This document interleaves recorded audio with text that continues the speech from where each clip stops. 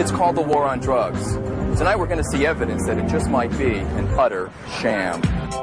Since crack came to town in the middle 80s, there have been persistent reports that the Contras and the CIA were somehow involved in it. So we begin our story about drugs in the American way in an unlikely place, here in San Jose, California, with the controversial series Dark Alliance, the story behind the crack explosion in the San Jose Mercury News, written by Gary Webb.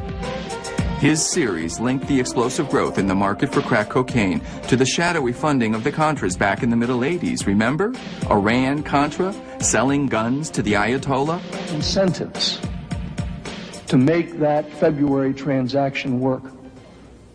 And the attractive incentive for me was the one he made, that residuals could flow to support the Nicaraguan resistance. That was the Iran part of the Iran-Contra equation. Many people felt it scandalous to be selling weapons to people who were directly responsible for the deaths of 251 of our fellow countrymen in Lebanon.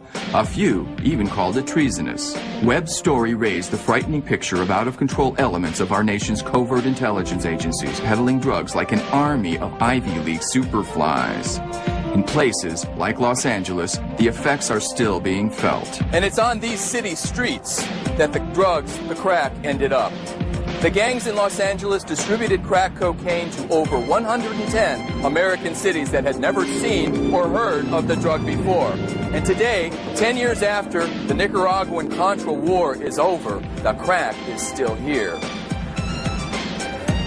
Today, cynicism over this fact in the African American community is, to say the least, widespread. To be black in America, we the janitors. So black folks grow up knowing stuff. And so we've been knowing this. I mean, we say it in our nice little way where we say we don't have planes, we can't laundry money. You know, it's hard for a black person to get a check cashed in their own bank. And so how are we going to laundry drug money? And so what's amazing to us and what makes us feel good is white America now is beginning to see what we've been knowing all along.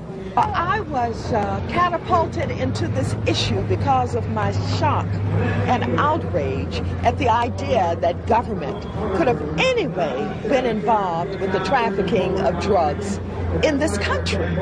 I think it is one of the most outrageous kinds of undermining of the citizens of this country that could have ever occurred. So tonight, we're asking questions about the almost taboo subject of the drugging of America. Who profits? Who's responsible? Who benefits? Follow the money went the refrain during